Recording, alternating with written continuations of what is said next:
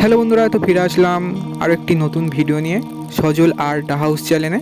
তো আজ আমি আপনাদের দেখাবো একটি ষষ্ঠী ঠাকুর, ছোট্ট ষষ্ঠী ঠাকুর, প্রায় 1 ফুট প্রায় হবে হয়তো।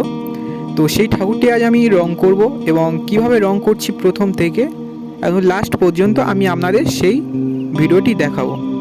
তো দেখুন, আমি এখানে পুরো সম্পূর্ণ প্রথম আগে একটি সাদা রং মেরে নিচ্ছি। তো এখানে আপনারা খড়ি বা যে কোনো রং মারতে পারেন, আমি এখানে বার্জার রং ইউজ করেছি। তো এই হচ্ছে পুরো, আমি এখানে সাদা রংটা মেরে নিয়েছি। তো এবার আমি ধীরে ধীরে সমস্ত কালারটা করব। তো এবার আমি শাড়ির রংটা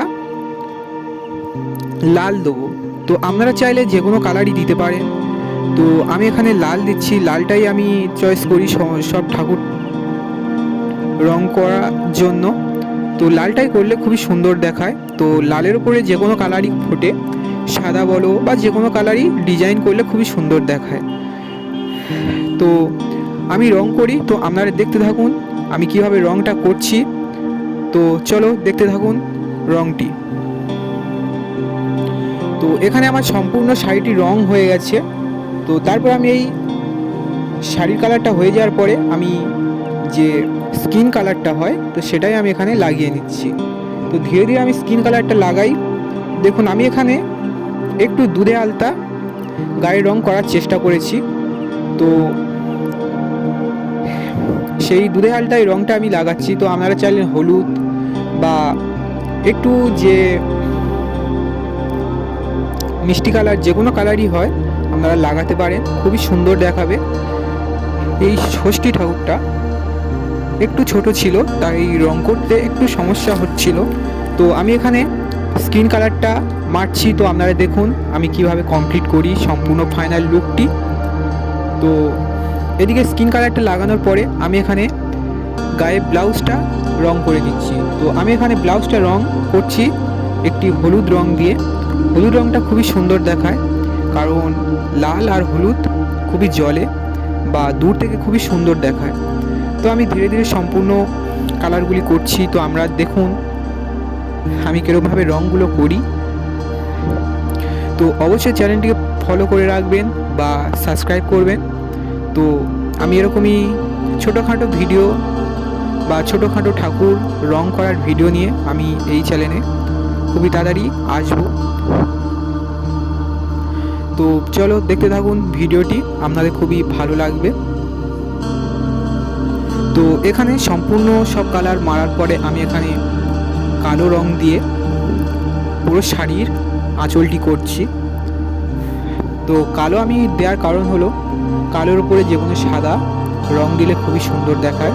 তো সেই কারণে আমি সাদাই দিচ্ছি। তো অনেকে বলে যে কালো পাড় করতে নেই যে কোনো ঠাকুরের।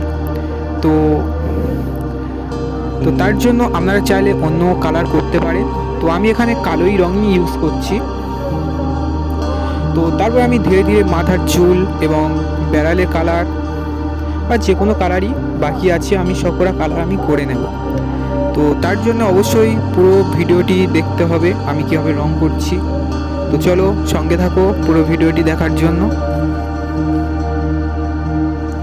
তো এখানে কালো রংটা একটু ধরে মারতে হবে যাতে না রংটা গড়িয়ে চারদিকে ছড়িয়ে না যায়।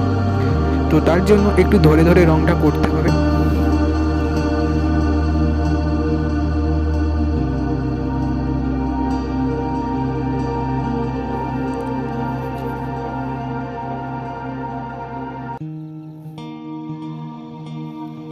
তো প্রায় কালার কমপ্লিট করার পরে আমি চলে এসেছি শাড়ির ডিজাইন করতে। তো আমি এখানে যে ছাপা শাড়ি বা যে কোনো হাতে বানানো শাড়ি, তো সেরকমই কাজ আমি এই ঠাকুরটির ওপর ইউজ করব। আর ভেতরের যে শাড়ির যে ভেতর বা খোলের যে অংশটি হবে সেখানে আমি কিছু অন্য কাজই ইউজ করব। তো তার জন্য অবশ্যই দেখতে হবে পুরো ভিডিওটি। তো আমি এখানে সাদা দিয়েই কালার করার চেষ্টা করেছি সম্পূর্ণ ডিজাইনটি। তো আমি এখানে ফেব্রিক কালার ইউজ করছি, কারণ ফেব্রিক কালারটা খুবই সুন্দর দেখায়। তো দেখুন আমার পুরো প্রায় ডিজাইন কমপ্লিট হয়ে গেছে, মায়ের চোখ আঁকা হয়ে গেছে, প্রায় কাজ কমপ্লিট হয়ে গেছে বললেই হয়। এই যে প্রায় কাজ কমপ্লিট হয়ে গেছে। তো মুখটি কেমন হয়েছে অবশ্যই কমেন্টে জানাবেন।